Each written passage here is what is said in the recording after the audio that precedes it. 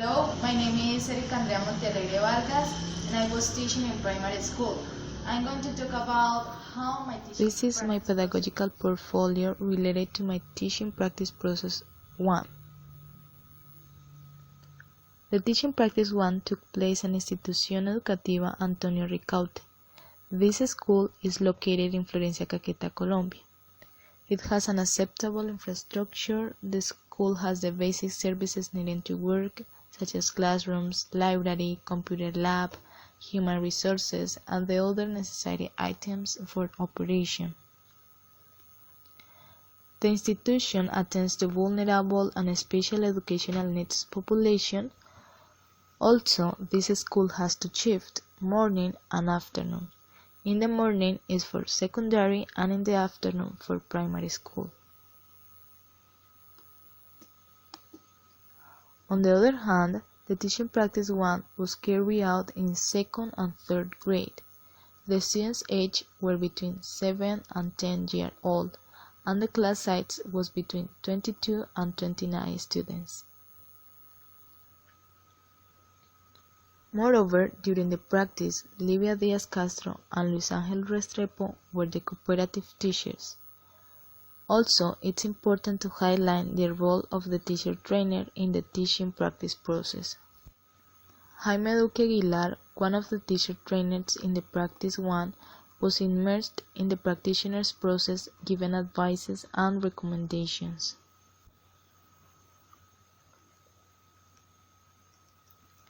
Regarding to the teaching practice process, it was found that the 2nd and 3rd graders did not have an adequate learning process, since there are no English teachers and what they just do is to follow textbooks.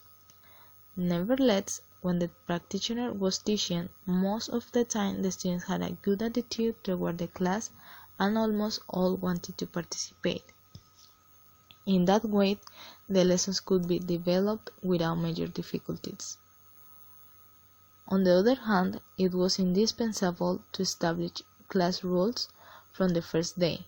Some of the rules that were established in the English class are: don't eat in the classroom, listen when your teacher is talking, be respectful, raise your hand to speak to the class, be responsible, and ask for permission to go to the bathroom. This was a great help for maintaining the control of the class. However, some problems arose in the classes, such as lack of attention, some cases of indiscipline, including noise.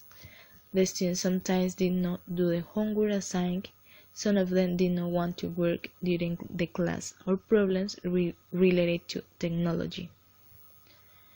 However, the teacher motivated them through giving extra points to the students who worked well, do the homework on time, and for those who didn't do anything, pity. Most of the time the teacher had to be stricter and put negative points. But the teachers can find other methods in order to engage them. Remember that every learner has different way to learn.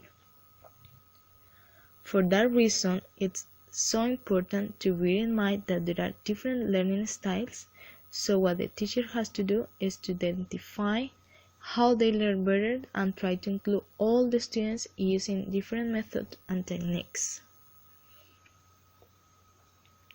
For that reason, teaching practice is relevant in the training as future teachers in order to apply theory in practice.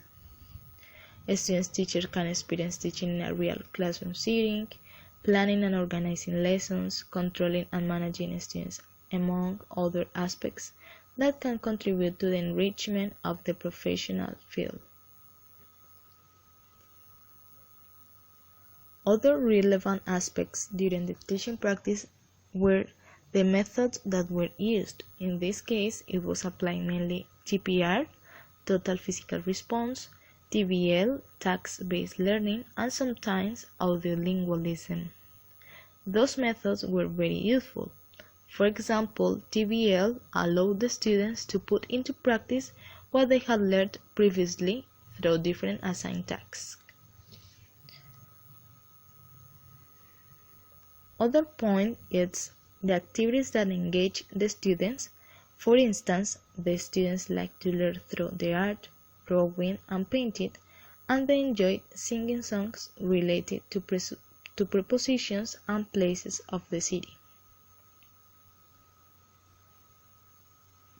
Additionally, the practitioners who were teaching in this school carried out a project called English Day, where the second, third, fourth, and fifth graders shared some drawings and games showing what they had learned during the fourth period and having a fun time. Also, there was the opportunity to attend a parent meeting where the children's process was mainly discussed, emphasizing the importance of parental support. In general terms, it was a good experience, and the teacher and students established a good relationship. Many of the students expressed gratefulness toward the teacher, and it's satisfying to hear that they miss when they don't have an English class, and to see how they have learned from just a few classes. They really are very intelligent and learn so fast. So, as a teacher, we have to take advantage of that and do our best.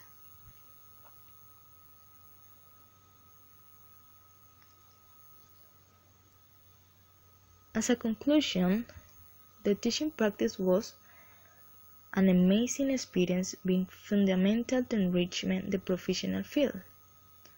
Also, during the teaching practice, a trainee teacher is given the opportunity to try teaching before getting into the real world of this profession.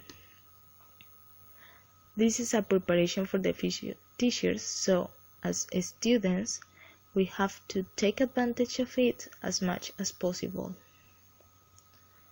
On the other hand, I want to thank all those who were part of this teaching process and who in a certain way allowed this to be possible and made significant contributions to the process. Thank you so much.